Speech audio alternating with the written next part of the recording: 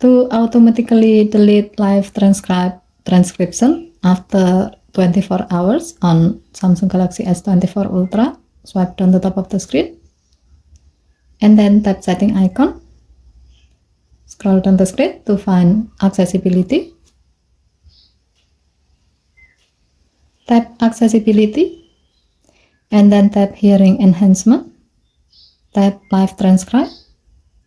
Next, tap open live transcribe.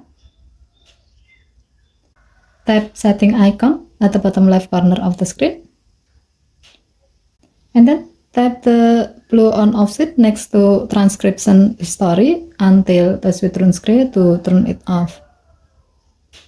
With this setting, your phone will automatically delete transcription history of the live transcribe after 24 hours.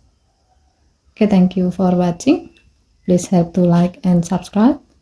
Have a nice day.